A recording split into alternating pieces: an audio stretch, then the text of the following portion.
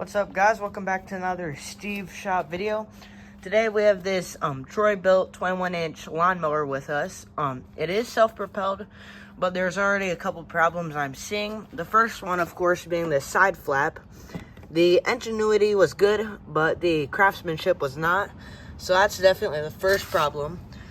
We're definitely gonna have to go to Amazon or something like that and replace one of those. The next problem is this. This top flap is just terrible condition. From the front, you can already see that it's dragging on the ground, and from the side, it just looks terrible. So, I think that the problem is this screw that's right there has come off, so we're gonna have to replace that. Maybe not, maybe we can just clamp it or something like that, but those are the two problems I'm seeing already. So let's try and get this thing fired up and see if it goes. But before we start the mower, let's first check to make sure that it has some gas in it. I don't know if you guys could tell, but it does. It has a little bit, enough to get going if it can start. And oil doesn't really matter right now as much, so let's try and start it. Okay, guys, we have the mower right here all set up, so let's try and start it.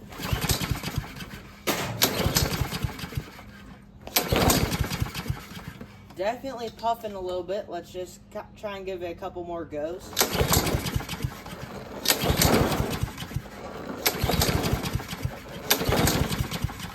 No, I don't think it wants to start. It's definitely trying to get going, but I don't think it can. So that probably is a problem with the carburetor, because since it's technically kind of starting, it's not spark plug.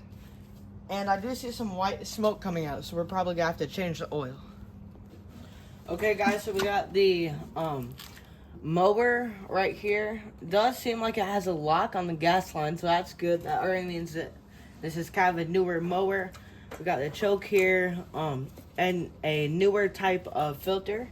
So let's pop the filter off. Oh, and gas just drips right down. So that's already a bad sign. Filter is really wet, so we're gonna have to replace that. Luckily, I have some more on me. So let's try and get to the carburetor and see what we see.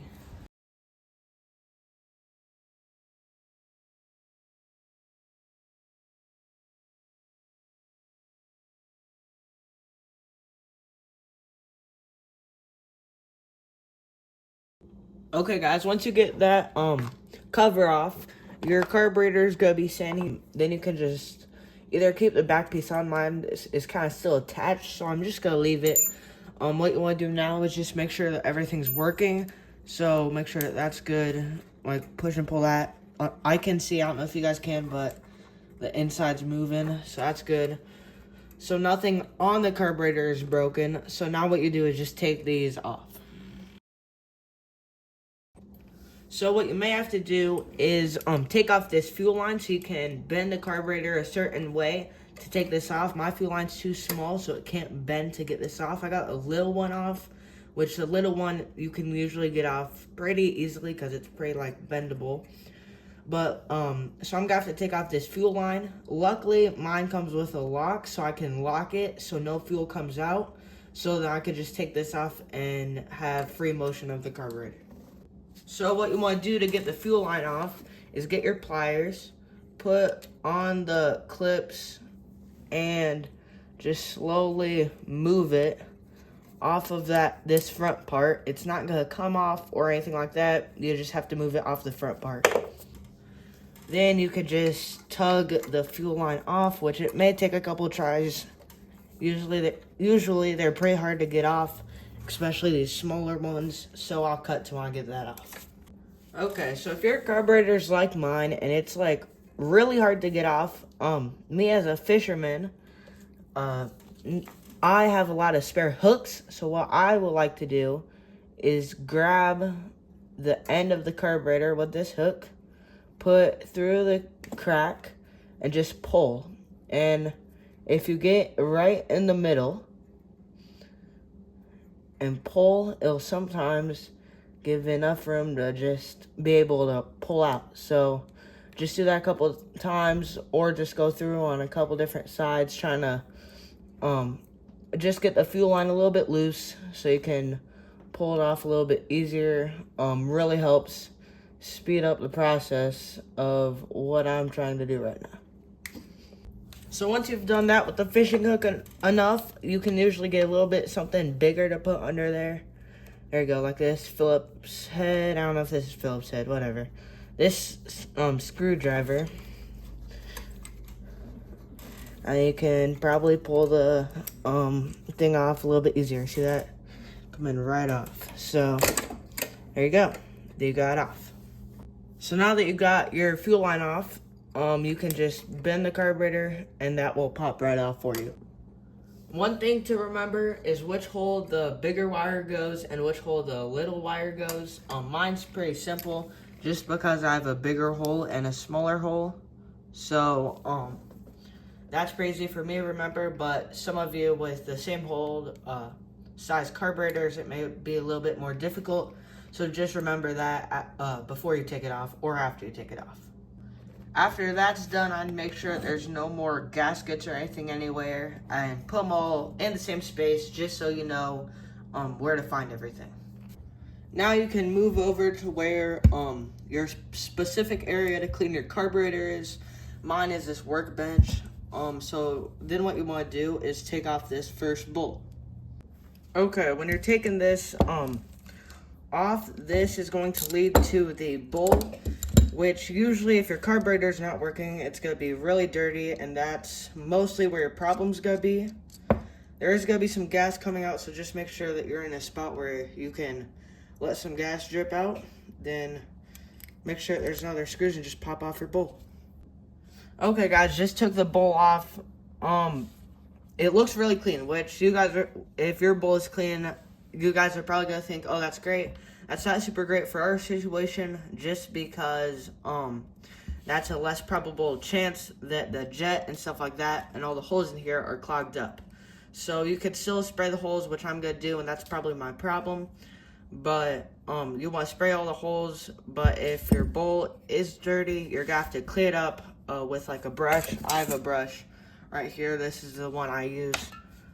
So just clean your bolt up and then make sure that all these parts are attached with a pin in between and that the float's moving and working.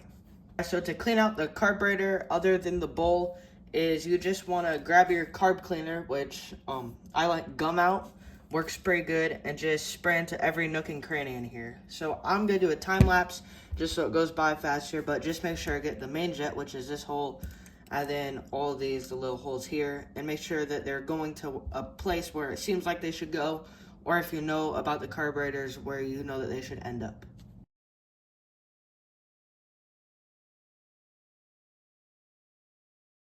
So I'm going to show you guys in my case, I took the float off just so I could get more access to all these tiny holes here. So your needle, which is this little thing, which stops the gas flowing when the bowl gets too full of gas, so it's not overflowing the engine. That needle goes right into the float. There's a little grooves here. This part's the up part. This part, which has it going down, is the part that's gonna face like this. So what you want to do is put your needle right in there. There should be something that keeps it staying there. Mine just has a little bracket on top. I don't know if you guys can see that, but it has a little bracket. So you just set that on top. I then put your float here, make sure that the needle goes into that hole, set it aligned here, then put your attacher, or whatever you guys want to call it, I don't really have a name, you stick that through here, so now your float can stop the gas from keep coming to the carburetor bowl. Okay guys, just finished cleaning the carburetor. My problem was actually the main jet. I was able to realize this time just because while I was squaring it, nothing was coming out for a second. And then finally just a whole bunch of fluid came out. And with that came little pieces like this, which this is actually just paper and stuff like that. Really easy to rip. So I think that their problem was they just had some bad fuel or something and some buildup got inside of there and got clogged in the carburetor's main jet. causing fuel to not consistently flow through. So now what we want to do with our clean carburetor is put the bowl back on and then just put this back onto the mower. So now guys, you want to put back on the bowl. Pretty simple, just put the bowl on. Your screw here should have a little gasket on it. If it doesn't, that could be one of your problems also. There may be little holes inside of your screw. Mine doesn't have any. But if there's holes, make sure to spread those out and clean them with like a needle or something. And you just put that right back on, twist it in, and then tighten it up. Make sure when you're tightening though, don't tighten it too much, or else that can be bad for the bowl and can hurt it. So just do it so it's tight enough that no water or anything will seep through, but it's not too tight that it will scrape the metal or anything. Okay guys, so now all we gotta do is put this carburetor back onto the engine.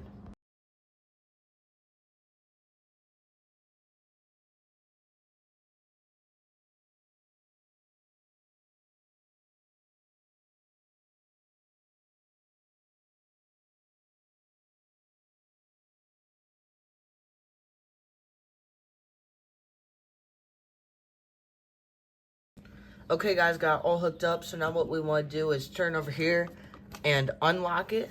Make sure that no gas will drip down over here, and then let's test this out.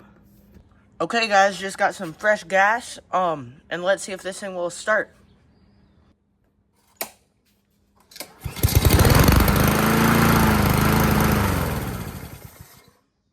As you guys can see, it runs smoothly, so now we just have to focus on this problem.